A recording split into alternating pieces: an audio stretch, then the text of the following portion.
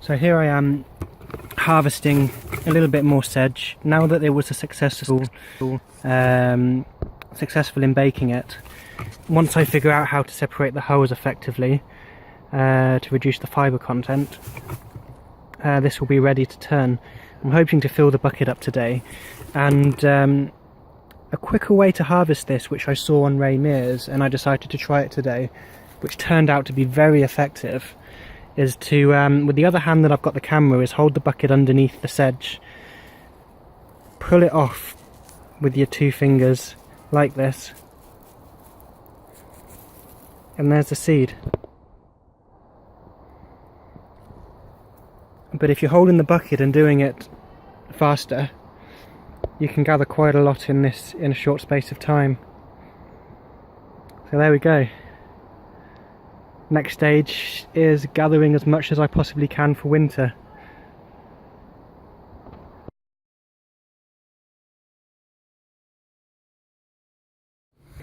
So with a little bit of experimentation, I have researched the idea of threshing, and when I was searching how to dehull seeds, it turned out there was some information about millet.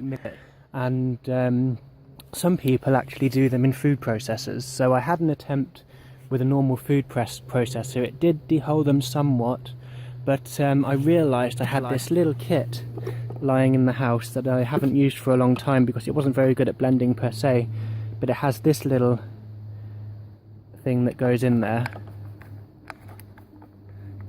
And when I tried to dehull with this, it turned out that it was absolutely perfect for the job. It freed up more seeds than the electric blender. So here it goes. This is generally what I do.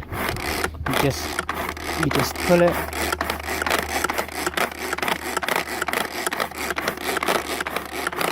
and that pulsing action and the spinning of the blades inside frees up much of the seed.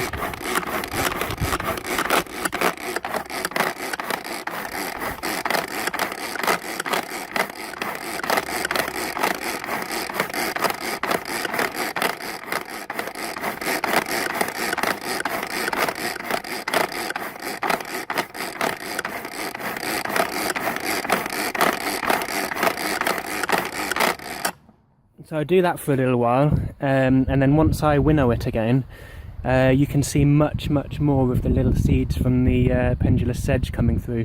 So here we are, ready to winnow this grain. I did a little bit earlier on, as you can see. So we just have to empty everything into there,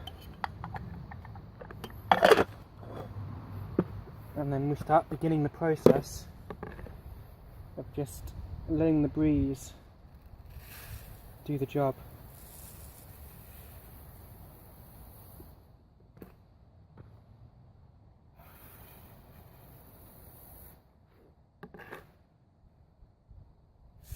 There's a nice breeze today, so this enables this method to work perfectly. So as you can see, the hulls are separating quite rapidly.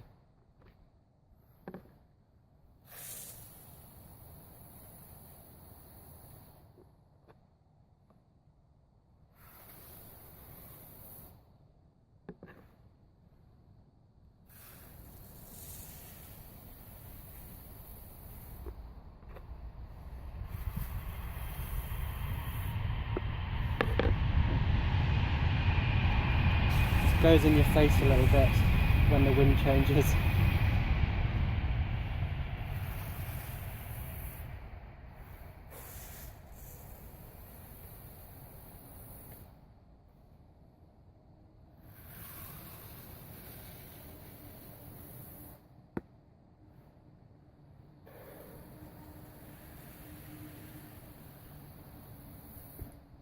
Well, we are getting there.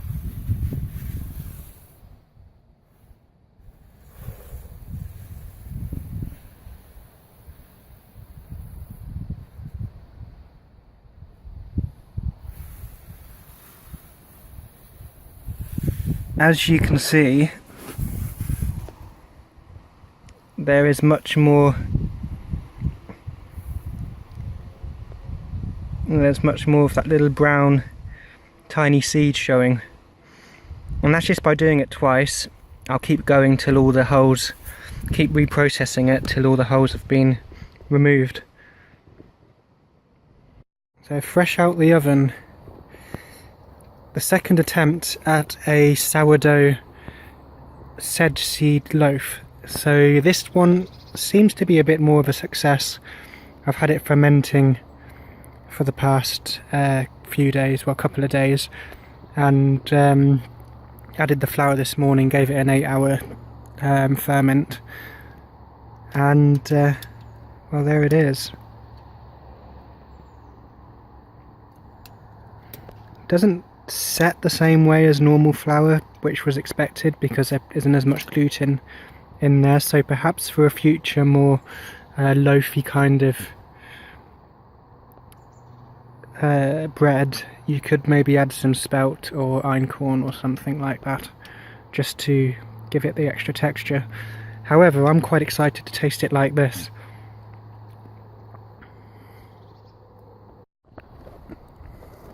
Pendulous Sedge seed sourdough bread with a little honey and goat's butter. That's what I've come to find what works quite well with this bread. It's not too tasteful without adding a little bit of honey or jam or butter to it. It's got quite a nutty flavour. So this is the final product with just using sedge seed, nothing else to make the bread.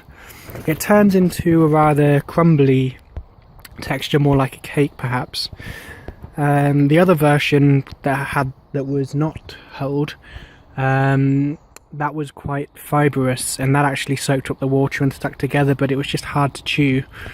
So what I'm thinking in the future is to make a bread using a like maybe using some spelt flour just to help bind it and give it more of a bread texture.